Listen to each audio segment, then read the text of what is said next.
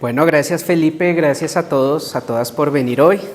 Hoy nos hizo buen día, al menos nos llegamos así todos mojados, todos lavados. Y pues que la conferencia tuvimos que moverla, bueno, unos inconvenientes que se salen de las manos del museo. Pues agradecer al museo por la invitación. Siempre digo que es curioso, ¿no?, decir que el Museo de la Casa de la Independencia abarque otros temas, pero me parece que pues ha tenido un interés general interesante. Este tema, pues como les dijo ya Felipe, pues mi semblanza, a mí no me gusta presentarme, y eso no me gusta tanto. La idea es ver un poco esta relación entre Colombia y Japón, ¿no? Es una relación que lo ponemos como más de 100 años de amistad. Obviamente, como todas las amistades, no necesariamente han sido cordiales en algunos momentos, han habido algunos puntos un poco complicados que ya vamos a mirar. Y para no ir para más allá, vamos a empezar con este señor. Digamos que las primeras relaciones, y bueno, yo soy un poco crítico de hablar de Colombia en general, pues es un tanto complicado. Ustedes saben, el país ha cambiado de nombres varias veces. La Colombia actual que nosotros estamos, pues es de la regeneración, del 86 y todas estas cosas. Entonces, digamos que el primer neogranadino en este caso, no sé si podríamos ser tan anacrónicos de llamarle colombiano, pero pues la idea es la misma, va a ser el señor Nicolás Tanco Armero. Nicolás Tanco, pues es uno de estos personajes de la élite bogotana, santafereña del siglo XIX que se dedican a estudiar y a hacer política, básicamente. Como ustedes saben, el siglo XIX fue un periodo bastante convulso, con muchos problemas entre principalmente el Partido Liberal, el Partido Conservador, y pues este señor no estuvo ajeno a ello, y entre muchos tantos cambios de poder, entre muchos de estos problemas que se dieron, pues él finalmente termina, digamos, en un bando no muy ganador de estas contiendas, por lo cual termina siendo, digamos, no expulsado, pero sí termina alejándose de la Nueva Granada y decide empezar a hacer una serie de viajes. Es una persona controvertida, y hay que decirlo. Para muchos este es un personaje que es más oscuro que claro. Al parecer está muy ligado a la trata de personas, principalmente China, lo que se llama culíes, hacia Perú y hacia lo que va a ser Panamá. Algunos autores como Inés San Miguel pues han dicho que él estuvo involucrado en un incidente que se llama el del barco de la María Luz. María Luz era un barco peruano que viajó a China, cargó mercancías y personas, y cuando llega a Japón, estas personas que son chinos como les digo se les conocía culíes, escapan y le dicen a las autoridades japonesas que están siendo secuestrados, que ellos no querían viajar, y bueno, las autoridades japonesas retienen el barco y es todo un problema, ¿no? A la final el barco es liberado, no pasa mucho, pero parece ser que Nicolás Tanco era el que estaba detrás de este tráfico de personas. No está demostrado aún, tampoco se ha investigado mucho, pero parece que por ahí van las cosas. Es uno de los tantos casos extraños de la época, y hay que decirlo que más allá de de sus actividades económicas, algo que es interesante para nosotros van a ser sus escritos. Nicolás Tanco se convierte en uno de los primeros neogranadinos que hace libros de viajes. No sé si los hayan leído alguna vez. ¿No? ¿No les suena? Bueno, los libros de viajes son básicamente un Luisito Comunica del siglo XIX. Las personas que viajaban escribían libros con todas sus impresiones, todas sus aventuras, lo publicaban, y las personas que pues no podían viajar o no tenían el tiempo, aunque usualmente era por dinero, lo leían y conocían estos parajes extraños. Entonces era interesante ver esto porque claro, una persona en Santa Fe quizá nunca viajaría a Japón o a China, pero leía los libros y se maravillaba con lo que él veía. Obviamente esto es un diario muy antropológico, entonces él dice, los japoneses andan en batas, se visten como mujeres, cosas de estas que hoy en día, bueno, serían un poco complicadas de decir, pero son las impresiones de la persona. Yo les recomiendo que busquen estos diarios de viajes, no solo de este señor, sino en general.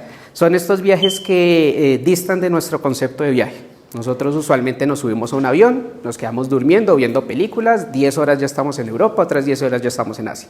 Para llegar a China, él tomó aproximadamente 3 meses. Y son estos viajes que parecen exóticos. Llega a Inglaterra, que fue con los amigos a comer, después en París hizo no sé qué cosas, llegó al Cairo, entonces como el barco salía en una semana, hizo grupito con los del viaje, con los del barco, y fueron a las pirámides en camello. O sea, eso es algo muy pintoresco, porque realmente son viajes que nosotros no nos imagináramos, como decirles, me voy a estudiar a Europa, tengo que coger un barco y me demoro hasta Nueva York o no sé, La Habana, depende de la ruta que cogiera, y que uno está de paseo, un año paseando, digamos, para hacerlo. Entonces, digamos, sus textos han sido y son bastante interesantes de leer. Y uno de los más famosos es el que viaja a China. Él habla mucho de ese viaje a China y también uno que son sus viajes a Japón. Digamos, él se maneja por todas estas zonas.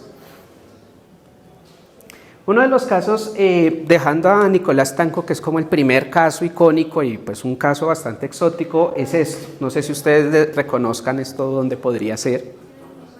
Ciertamente ninguno lo conoció, hay que decirlo. Básicamente esto es lo que se conoció como el Parque de la Independencia. Aún existe un pedazo en el centro, bueno, estamos en el centro, allí en la 26, y cuando se construyó se hicieron muchos edificios y uno de ellos va a ser el famoso kiosco japonés. Japón en el siglo XIX va a tener va a haber un boom por Japón, esto no es nuevo. Cuando llegan los Estados Unidos y otras potencias europeas, Japón va a ser visto como un país exótico, en el sentido que es un país en donde hay gente con espadas, es un país que pues sobrevivió a los intentos de colonización de Portugal y España y otros países, maneja unas lógicas que pues en Occidente eran muy llamativas y su arte, su cultura empezó a ser muy apreciado en Europa. Por ejemplo, Van Gogh, Miró se inspiraron mucho en Japón, digamos, tienen cuadros muy inspirados en Japón y la arquitectura también empezó a llegar, ¿no? Claramente, pues en Colombia y más en Bogotá, que estamos un tanto alejados de todo, pues desde siempre, esta fue la primera y quizá la única estructura japonesa que se construyó en la época, pero iban en línea con todos estos jardines que se podían ver en Francia, que se podían ver en Inglaterra. Uno de los problemas aquí, y pues también para acercarlo a la exposición, como decía Felipe, que se hace en la migración, es entender también que este contacto con Japón ha sido bastante alejado, bastante diferente si lo comparáramos con Perú o Brasil. Creo que aquí nadie es de Perú o de Brasil, no creería. El caso es que la migración en Perú, la migración en Brasil fue masiva. Un caso de ello es que ustedes habrán escuchado la noticia hace poco que el presidente Fujimori murió. Fujimori es una persona que fue presidente / dictador de Perú y es japonés. Digamos, es algo que acá no hemos visto, acá no hemos tenido presidentes extranjeros. La cosa es que Colombia, y esto pues ha surgido también con la migración venezolana recientemente, Colombia no es un país atractivo para la migración. Realmente muy pocas personas han querido venir a Colombia, a diferencia de lo que pasó en Argentina con los italianos, a lo que pasó en los Estados Unidos. Ustedes conocerán a través del cine o por otros medios todas estas migraciones que llegaban. Colombia puso unas barreras bastante claras para lo que quería de inmigración. Hay que empezar que el siglo XIX y principios del siglo XX es un periodo bastante racista, es un periodo en donde se buscaba una migración blanca, pero blanco no es el tono de piel de las personas. Esto es como en la colonia, ¿no? Es algo mucho más ideológico. Por ejemplo, una persona de Rusia, irlandesa, italiana no eran blancos en esta época. Claro, uno ve un ruso y dice, pues un ruso pues, es bastante pálido, ¿no? Es bastante rubio, pero no era blanco en esta lógica. Ellos que buscaban migraciones deseables, aquí les voy a poner algunos extractos de lo que se decía en esa época. Como les digo, son palabras mayores, hay que tomarlo con cierta prudencia, pero claramente se manejaban conceptos como la raza, como el mejoramiento de la raza, etc. Yo sé que esto les recuerda a cierto personaje, pero así se pensaba muchas veces. Claramente acá lo que se buscaba eran entonces migraciones alemanas, británicas, francesas, que eran las migraciones más deseables, porque supuestamente iban a mejorar la raza. Obviamente, para limitar otras migraciones buscan que fueran católicos, también se impedía la llegada de personas de otras creencias, y si tenían otra creencia debían convertirse al catolicismo y preferiblemente que pudieran hablar español. Es decir, ponían muchas trabas.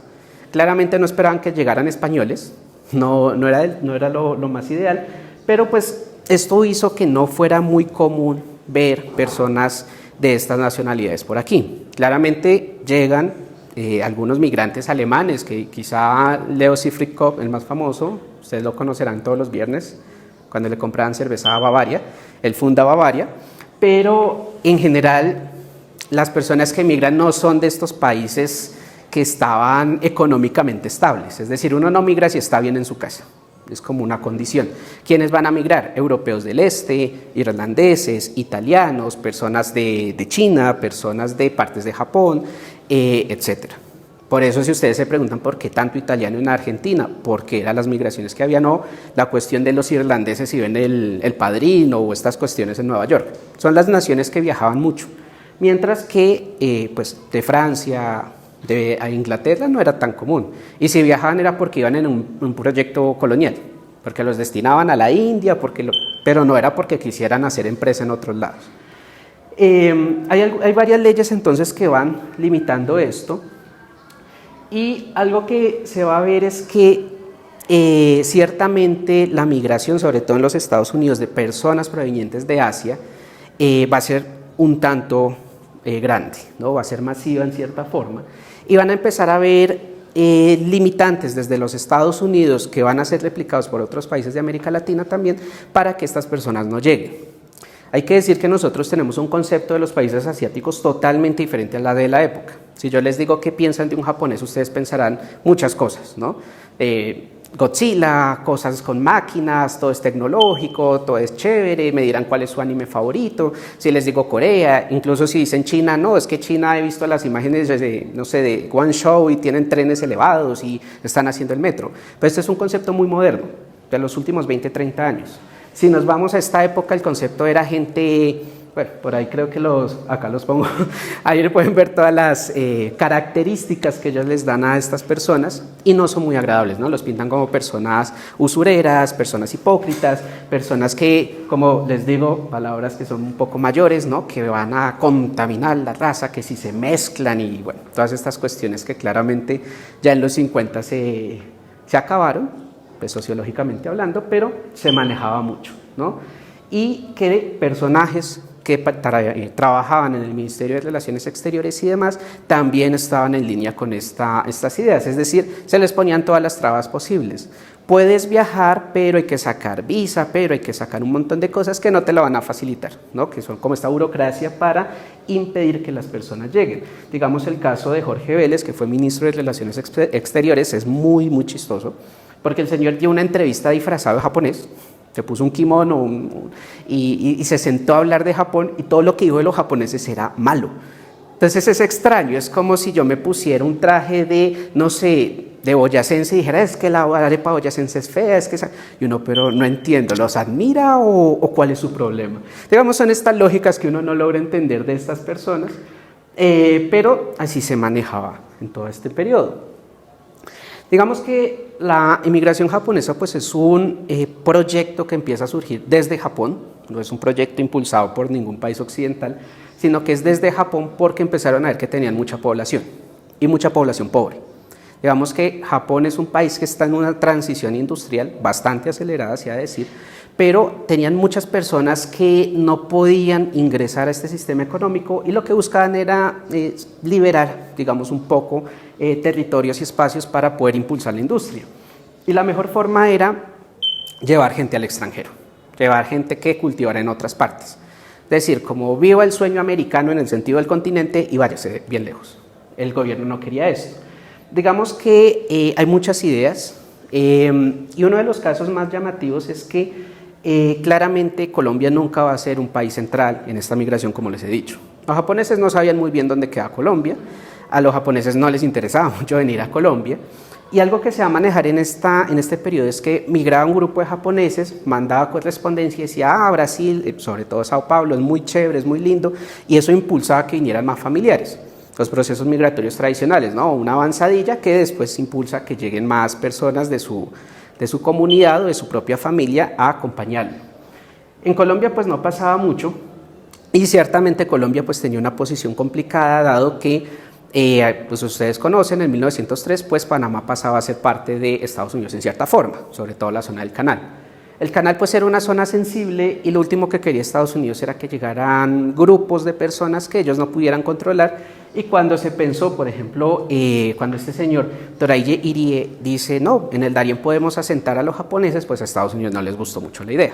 Obviamente en Colombia fue tomado como una idea al aire, absurda, pero Estados Unidos al parecer sí la tomó muy en serio, ¿no? La tenía muy, muy referenciada y le dijo a su cónsul que estuviera pendiente de qué era lo que hacían los colombianos. Ciertamente Colombia pues no va a hacer mayor esfuerzo por impulsar esta inmigración y ya les hablaré más a detalle de estos tratados, no se preocupen, lo estoy saltando un poco. Cuando se firma el Tratado de Amistad, Comercio y Navegación con Japón en 1908, va a aparecer un señor que se va a llamar Antonio Izquierdo, él trabajaba para el gobierno, va a viajar a Japón, va a buscar, digamos, algunas inversiones, ver qué se puede hacer en este país, y algo que va a ser interesante es que él va a contratar dos compañías, o va a contactar a dos compañías que se dedicaban a el proceso de migración y de transporte de estas personas. Son compañías privadas en donde la persona entraba, la compañía le ayudaba en todos los procesos, le conseguía un terreno y ya la persona donde estaba sentada le pagaba una mensualidad. Es un sistema un poco extraño, es decir, seguramente ustedes también lo estarán pensando, pero así funcionaba. Hay una anécdota de Antonio Izquierdo, y vuelvo a la imagen que les mostraba, y es que Antonio Izquierdo se trajo un jardinero japonés. El jardinero le trabajó al presidente Rafael Reyes y al parecer también ayudó en el Parque de la Independencia y por eso está el kiosco. No se sabe mucho del hombre, ¿no? Se sabe que llegó, que trabajaba por allí, pero como todo en estas épocas y más después de la Guerra de los 1000 días y en la época de Reyes, que pues la libertad de prensa era algo que no le gustaba, pues sencillamente no se sabe mucho del hombre, ¿no? Es como un dato que se ha encontrado por allí, pero no se ha manejado mucho. Digamos que algo que sí va a hacer es que Izquierdo va a conseguir a este señor Noda, Ryoji Noda, aunque él lo pone como Ryuji Noda, es chistoso porque los textos ponen los nombres muy castellanizados y a veces uno se pierde, para que él viniera al país, revisara si para su compañía era buena la idea de traer a estos japoneses, pero resulta que este señor consideró que Colombia tenía muchos problemas. El primer problema, el transporte. El problema de las vías 5G, 4G, 3G no es de ahorita, sino es de bastante tiempo. Nos encierran. El que ve que no hay transporte interno bueno, los ferrocarriles no funcionan muy bien, no hay buenos caminos, entonces él dice, bueno, ¿y cómo se va nuestra gente, cómo va a llegar allá? También va a ver que hay poco terreno apto para la agricultura, es decir, él ve selvas, ve terrenos escarpados en donde él está pensando en arrozales, ¿no? Piensa en una imagen asiática genérica, arrozales, está diciendo, ¿y dónde vamos a meter arrozales o cosas que nosotros queremos hacer acá?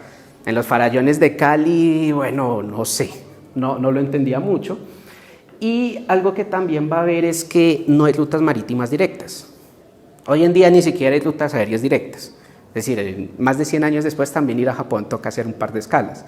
Una cosa es 16 horas en avión, otra cosa es 2 o 3 semanas en barco. Tocaría ir a San Francisco, tocaría ir a muchos lados y coger otro barco. Eso sube los costos, sube la dificultad.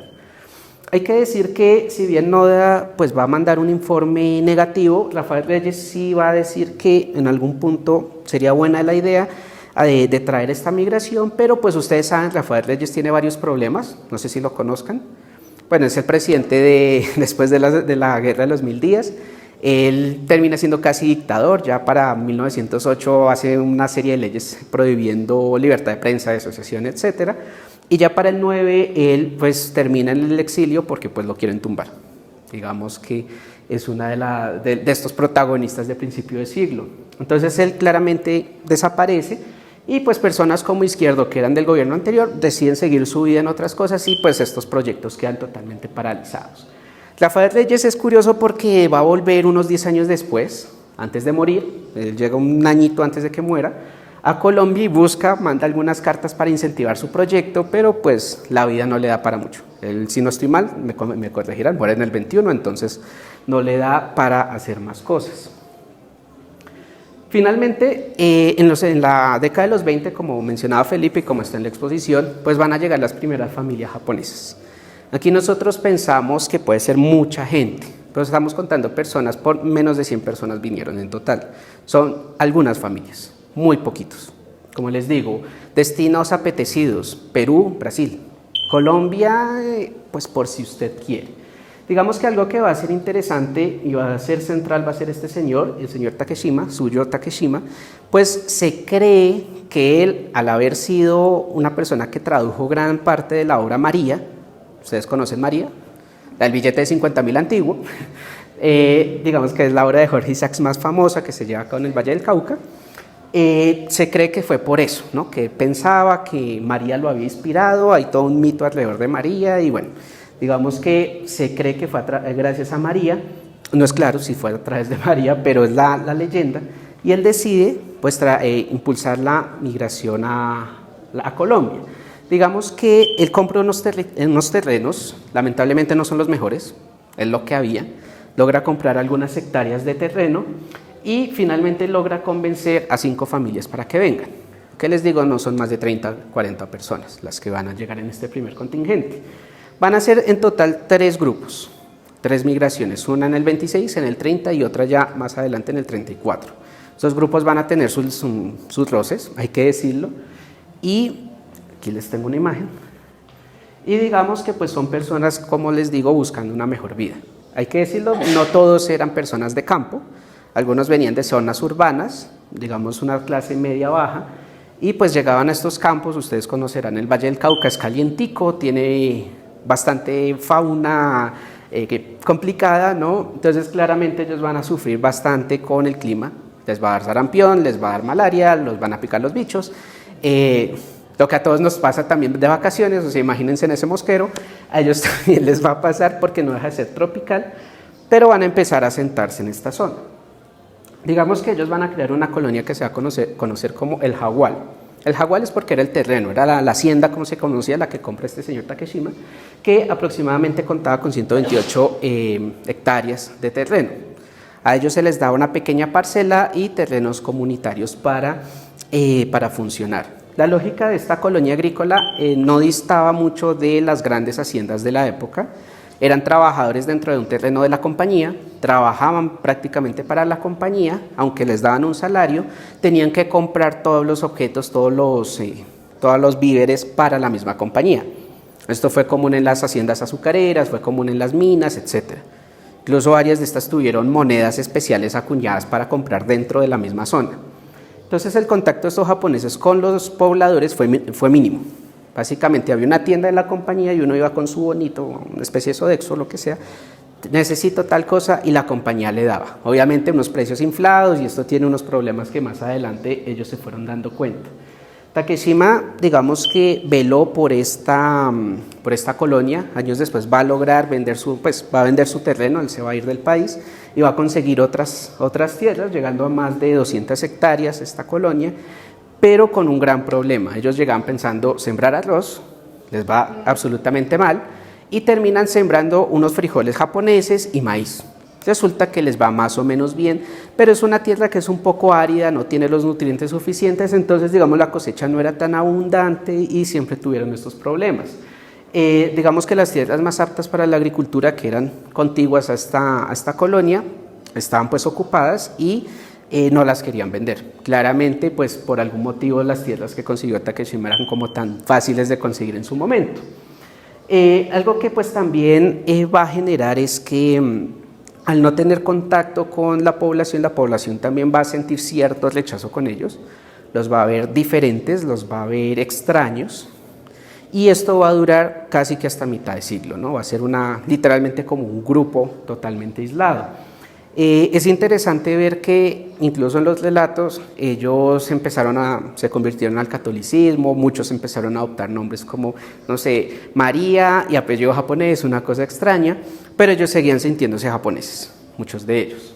Hay una cuestión con los japoneses y es que los japoneses consideran que cuando uno lleva un tiempo por fuera o ha nacido en otro país, uno ya no es japonés.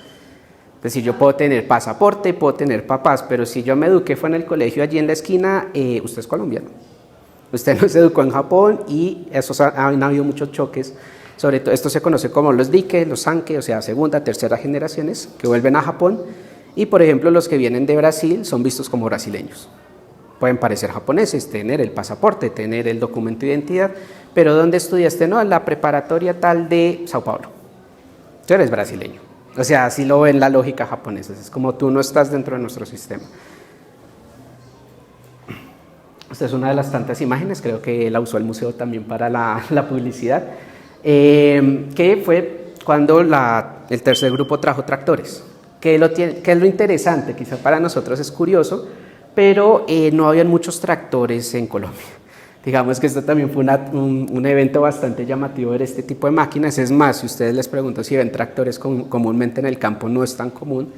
No voy a decir que anden con bueyes arando la tierra, pero no era tan común en esta época ver tractores y estos grupos, pues la compañía los trajo.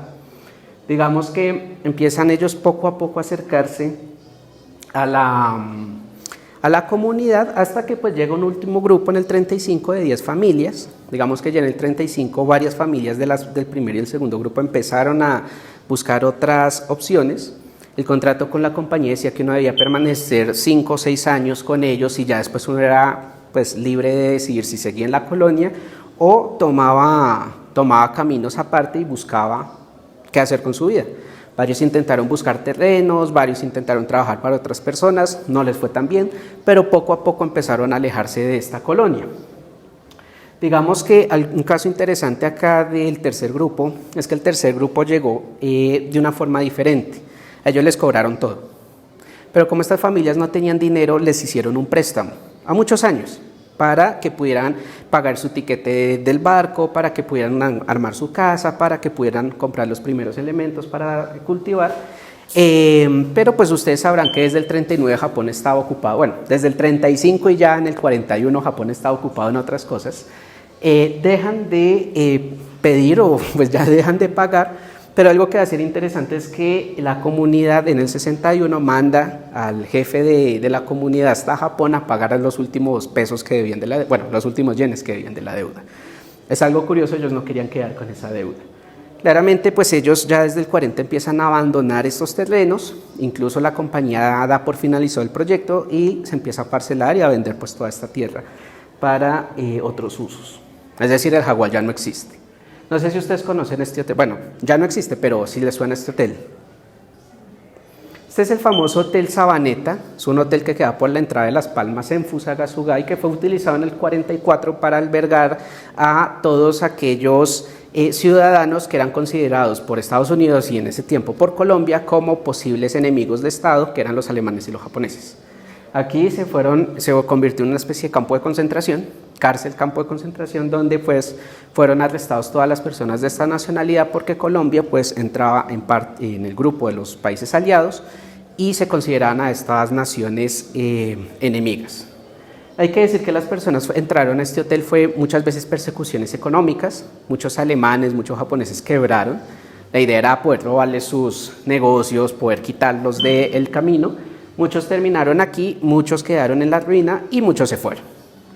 ¿Cuántos japoneses fueron? No tantos como se esperaría. Fue más una persecución hacia los capitales alemanes acá en Bogotá. Es decir, yo tengo una cervecería, el alemán tiene cervecería, digo que es espía de los alemanes y lo arrestaban. Y me lo quitaban en medio. Así están los relatos de ellos. Y muchos terminaron en este hotel. Este hotel ya no existe, se fue derrumbando y ahorita solo queda una torre al frente de una bodega donde hay pinturas en Fusagasugá, pero pues es uno de los casos, una de las pocas muestras de que Colombia también participó de una u otra forma en la Segunda Guerra Mundial.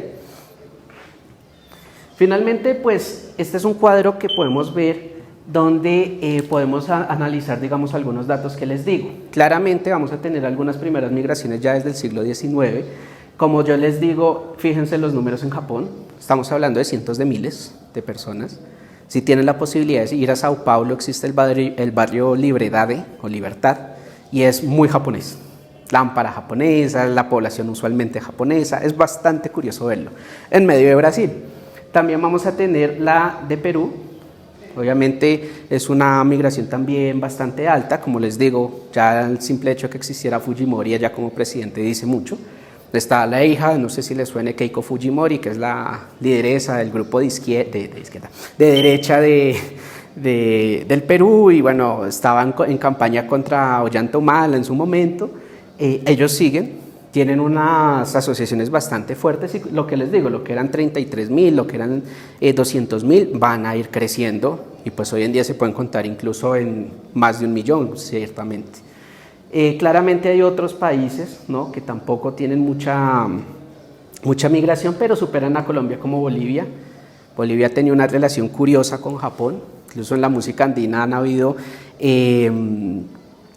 cantantes o músicos japoneses que se han acercado a la música andina, ha sido curioso. Y otros, como puede ser el caso también de Venezuela, muy cercano a Colombia, que pues no atrajo realmente ningún tipo de migración. Lo mismo pasa con Uruguay. Obviamente pues Uruguay son países bastante pequeños. Panamá es un caso curioso que tampoco atrajo mucha migración japonesa, pero vamos a ver que tiene una migración bastante alta de China, ¿no?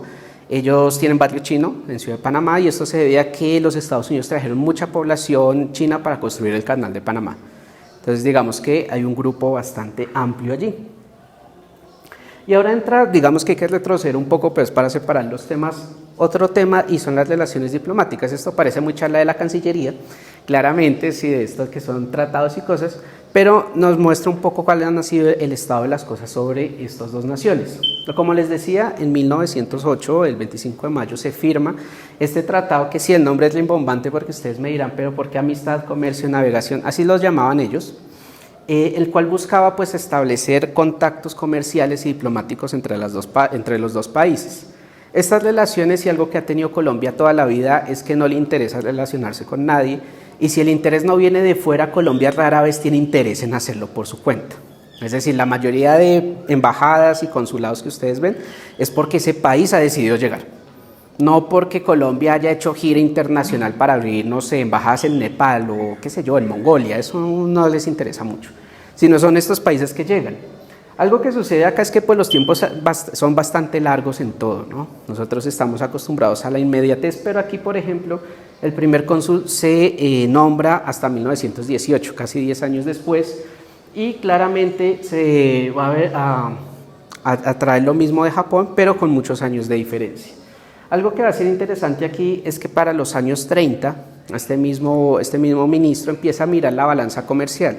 Balanza comercial es cuánto vendo y cuánto das y cuánto recibo de lo que estamos haciendo, como un tira y afloje de las cosas. Y se dan cuenta que, por ejemplo, aquí están los datos, Japón vendía muchas cosas en Colombia y Colombia realmente no vendía nada.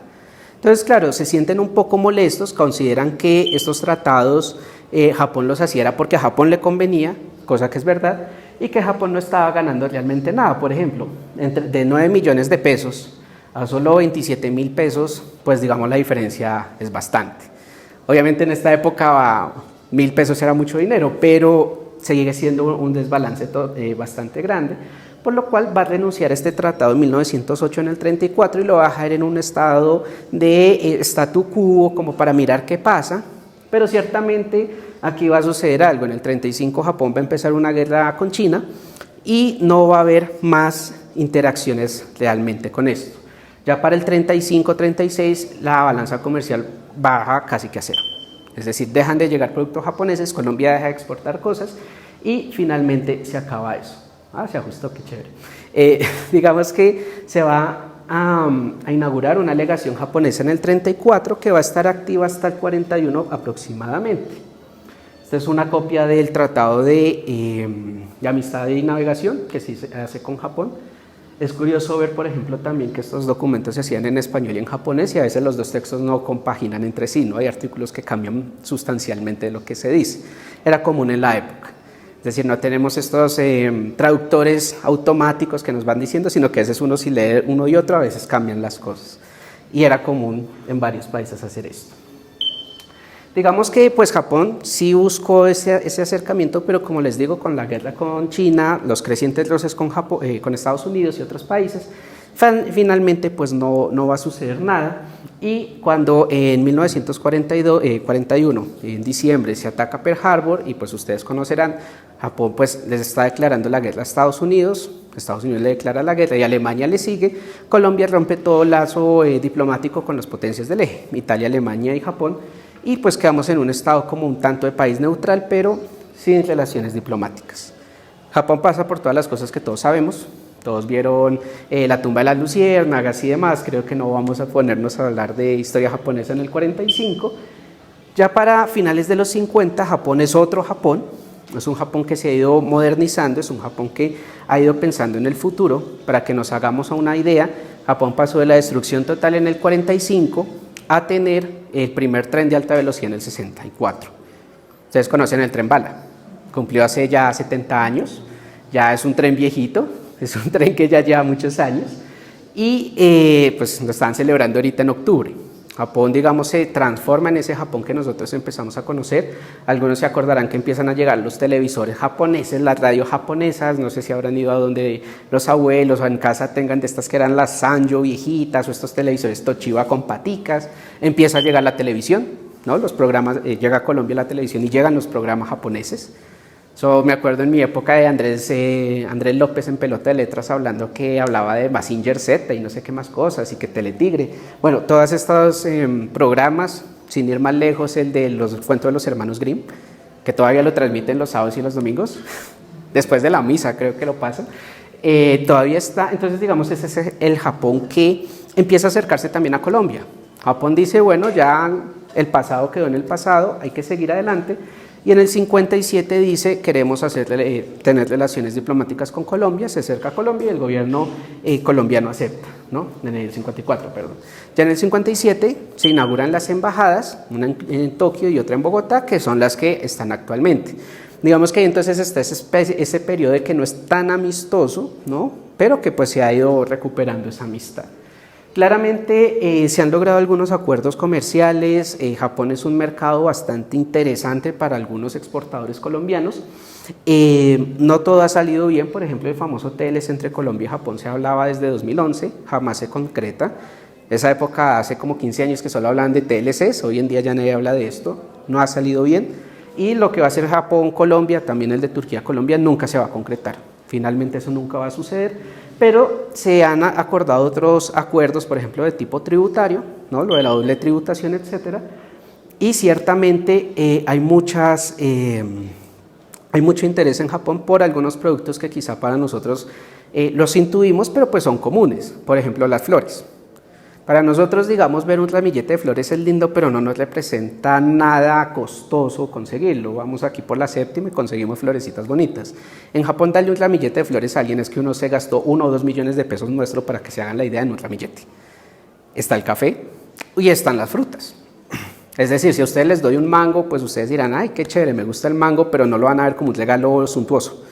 Van a decir, es un regalo costosísimo. Pero en Japón dar un mango amarillo así que se vea jugoso es caro. Puede valer $100, $200 fácilmente un mango. Para que se hagan una idea. Entonces, claro, todas estas cuestiones gustan. Y pues en Colombia, ¿qué recibimos? Tecnología. Claramente no es extraño que los automóviles japoneses están en las calles, tecnología biomédica, acuerdos también de cooperación, etcétera. Algo que es interesante resaltar de Japón es que ha dado mucha ayuda humanitaria al país. Es uno de los países que más ha dado aportes de este tipo. ¿En qué los da Japón? Ellos lo llaman ayudas no reembolsables y pueden ser bibliotecas, pueden ser vehículos para desminado humanitario, pueden ser equipos médicos, pueden ser todo este tipo de cuestiones. Digamos que aquí son algunas de las fechas en donde se establecieron relaciones diplomáticas. Como ustedes ven, pues más o menos hay países mucho más antiguos que Colombia. España, pues sí, yo pongo las dos fechas porque España llegó desde el siglo XV hasta por allá, pero bueno, eso es otra historia. Y en el 68 que llega, y países como por ejemplo Venezuela, que pues su relación fue bastante lejana, y pues también no la tuvo muy cerca. Estas son algunas de las imágenes que les muestro. Esta, por ejemplo, es una biblioteca que se construyó en el departamento de La Guajira. Es interesante que ellos buscan que quede el techo un poco japonés, pero son bibliotecas con libros y con un montón de enseres que son pues especiales para los niños y la comunidad, dadas por el gobierno japonés. Aquí, por ejemplo, vemos algunas de las placas que se hace. También tenemos este tipo de ayudas, camionetas en este caso, y algunos equipos para el desminado humanitario que se hace en Colombia. También ellos han apoyado junto con otras naciones a programas de rehabilitación de personas heridas en guerra. Ustedes saben, todos estos soldados, población civil, etcétera, que han caído en campos minados o que han perdido alguna parte de su cuerpo, se les ha colaborado. Entonces son las ayudas que se han dado en Japón, de Japón a Colombia. Y también que tenemos una relación bastante llamativa que ha ido creciendo. Aquí tenemos el carnet de uno de los japoneses más famosos que ha estado en Colombia, el profesor Takeuchi, Yu Takeuchi, de pronto lo conocen. Fue matemático, él llegó, tenía que venir un par de años, una temporada para apoyar la educación en Colombia, y se enamoró del país. Profesor Takeuchi resultó quedándose como profesor de la Universidad Nacional hasta sus últimos tiempos, hasta sus últimos días, y él ayudó a avanzar varios proyectos en esta universidad y en el país. Vamos a tener también otros objetos curiosos, ¿no? Por ejemplo, esta es una marca. muy famosa, y no es por decir, pero en Japón uno compra las latas de café, vienen calientes y es en invierno, entonces uno las puede ir, vienen calienticas ya, es curioso. Y una de las que más venden son estas que son las de café colombiano. Un segundito. Esta es una marca que lo vende como Montaña Esmeralda, Emerald Mountain, lo venden así, y es diciendo que es café directamente colombiano. El café colombiano es apetecido en Japón, los japoneses adoran el café, pero es visto como un café premium, bastante costoso, ¿no? El café más regular es el de Vietnam, incluso el de Brasil, pero pues se busca mucho esto, e incluso pues han habido casos en donde incluso ha salido Colombian Animes. Digamos, pongo uno en donde sale bastante realista la representación, sin tonos complicados. Digamos que en algunos animes se menciona a Colombia como campo de batalla o cosas así un poco extrañas. Incluso hay un anime en donde aparece un tal José, un Pedro, y es como una especie de narco, una cosa así rara en el anime. Es de estos animes de guerra y cosas así, entonces es como de espías, no sé, o emisiones, digamos, filatélicas y demás que se han dado con este país. Digamos, esto que demuestra que la relación se ha acercado. Claramente, digamos que esto que nos trae a que voy con este punto, a que nosotros tampoco, digamos, acá no tengo que explicarles qué es Japón. Aquí creo que todos saben dónde queda, qué hay allá, y si pudiera les preguntaría qué plato japonés les gusta. Creo que acá para nadie sería claro decir sushi, ramen, les gusta Pokémon o Hello Kitty, ustedes tienen presente todo esto. Y siempre lo digo porque en muchas otras naciones, si yo les preguntara, por ejemplo, ¿cuál es su plato de Mongolia favorito? Ahí sí todos quedan, ¿dónde queda Mongolia? No sé, y si saben, pues no tengo ni idea, o ¿qué les gustaría conocer en, qué sé yo, en Tailandia? ¿Sí? Digamos, está famosa Tailandia últimamente, pero de pronto no la tienen muy presente, o en Camboya. ¿Les gusta Camboya? ¿Quieren ir? ¿Qué opinan del arroz pad thai? Que no sé, de pronto ustedes empiezan como, no me suena. El caso de Japón es diferente. Japón llega con sus animes, eso hace que todas estas poblaciones, por ejemplo, incluso los Nikkei que están acá en Colombia, logren empezar a crear también proyectos, emprendimientos que pues pueden ser llamativos para todo el mundo. Por ejemplo, escuelas de karate, empieza a llegar el karate, empieza a llegar muchas cosas, y poco a poco se ha ido consolidando. Lo que les digo, hoy en día ya no es extraño que es Japón para los colombianos. En Japón sí es extraño un poco que es Colombia, no es tan desconocido como, perdón decirlo, Paraguay, que es desconocido para todo el mundo, no sé por qué, pero nadie conoce a Paraguay, pero sí se empieza a conocer un poco. Claramente, pues esto tiene varios retos, seguramente varios están pensando, pues sí, muy chévere, pero exportar café mientras ellos nos traen camionetas, pues digamos que el café no es tan costoso, o decir que los japoneses nos ayudan a construir bibliotecas y nosotros pues ni siquiera nosotros mismos construimos para nosotros, pues deja bastante sinsabores. Lo digo porque lo leí en algún comentario del Instagram del museo que decía, pero nos piden visa. Lo leí por ahí, no sé si tú lo viste, Felipe, que decía, pero nos siguen pidiendo visa. Bueno, estas son cuestiones de seguridad. ¿Cómo es el visado en Japón? No es muy claro, es decir, le dan visa libre a muchas personas, no solo a Colombia y otros países de la región que tampoco tienen visado libre, y la visa es un complique sacarla, pero son cuestiones que se dan más por la coyuntura y por otras cuestiones. Tampoco es un país vedado en donde ustedes no puedan ir, y nacionalidad prohibida ni nada de estas cosas, pero sí todavía se dan algunos casos. Hay que decirlo, todavía falta. Los japoneses es una sociedad que no les gusta el turismo de exploración, como si pueden ser otros turistas que vemos por aquí por la zona. A ellos les gusta ir a lo seguro y pues tienen algunos fetiches raros, hay que decirlo. Todos quieren ir a París o todos quieren ir a Italia. Es decir, no sé cuántos japoneses se hayan entrado al museo, no creo que la cifra sea muy alta. Todavía falta ver eso, pero poco a poco van llegando personas y hay muchos que llevan acá en el país viviendo mucho tiempo. Aproximadamente en Colombia no son tantos, pero hay alrededor de 1000 personas japonesas viviendo. Muchos han hecho familia acá, hay muchos restaurantes de comida japonesa, más de los que ya puedo saber cuántos hay, cada mes abren uno. Entonces digamos que es una relación que poco a poco se ha ido construyendo, que poco a poco se ha ido visibilizando, y que claramente a través de las personas que llegaron desde el Valle del Cauca, a través de los productos que llegan desde Asia, pues se ha ido consolidando esto. que decirlo, pues por ejemplo la embajada tiene una biblioteca a la cual pueden ir sin cita, o sea, sencillamente se acercan, es algo raro porque ninguna embajada que conozca uno puede aparecerse porque quiere, es decir, vayan a otra embajada a decir quiero entrar, no los dejan entrar, pero esta sí es, vengo a la biblioteca, sí, deja el celular, ¿sabes? Bueno, tú conociste allá la dejan a uno el celular, cosas, uno pasa por el detector de metales, ahí está. Y uno, esto es muy raro entrar uno a una delegación diplomática como, Oli, vengo a saludar. Eso no sucede. Entonces se han ido viendo esas cosas. Finalmente, pues alguna bibliografía selecta, y lo pongo como selecta porque pueden haber muchos textos más, pero son interesantes, digamos, este texto lo imprimió, pues lo publicó el Ministerio de Relaciones Exteriores de Colombia, sí, tranquila, toma la foto, está en internet, digamos, ese es el enlace, aunque si lo ponen en Google está, que son algunos artículos que hablan sobre el tema.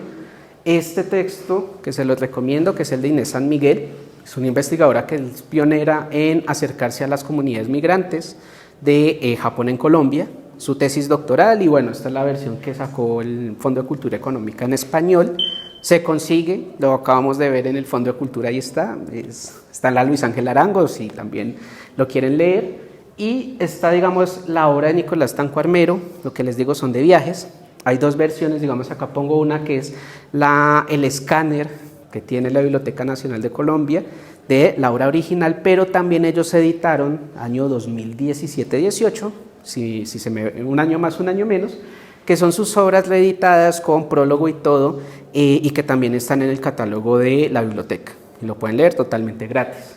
Digamos que son los libros que pues podrían sacar de hoy para mirar este tema.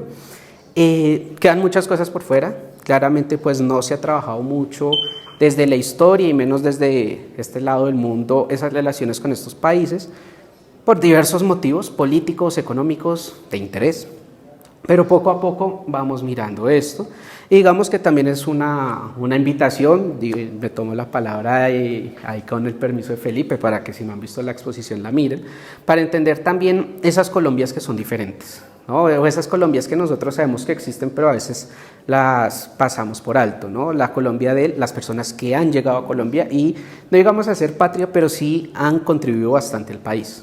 Yo tengo, digamos, una pregunta y se la lanzo porque no tengo la respuesta. En Colombia amamos el kumis, todos han tomado kumis, pero el kumis no es una bebida europea ni es una bebida que en otras partes de América Latina encuentren muy fácil. Es decir, vayan a México y digan, quiero un kumis. ¿Qué es eso? Pregúntenle a un chileno, quiero kumis, tampoco saben qué es muy raro. Viene de los libaneses, o sea, ¿qué es lo más cercano? Líbano, Turquía, Mongolia. No sé, nuestros lazos con Gengis Khan y nuestro amor al kumis. Ellos obviamente también tienen el kefir que le echan un poquito de licor y es esta bebida un poco espirituosa, ¿no? Bastante sabrosa, pero es muy raro, ¿no? Vayan a España, quiero un kumis. O si ustedes invitan a alguien extranjero y piden un kumis, empiezan a ver qué está tomando. Eso es leche condensada, ¿qué es o jugo, no lo conocen. Pero a nosotros nos encanta y es parte ya de la cultura. ¿Quién lo trajo? Esa es una de las preguntas que quedan. Nuestro amor por el arroz. El arroz no es una planta nativa de América. Es decir, no es que llegaron los españoles y dieron las plantaciones de arroz en el altiplano, eso no existía. Pero plato sin arroz en nuestro almuerzo es raro. Ahí entra la pregunta, ¿la empanada debe tener arroz o no? Es una de las grandes disputas familiares o cuando compramos empanada. Pero son de estos elementos que a veces uno dice, curioso. Un dato que pues se sale de Colombia, el famoso manimoto o el maní japonés, se lo inventaron migrantes japoneses en México, que es este maní duro que nos gusta chuparlo.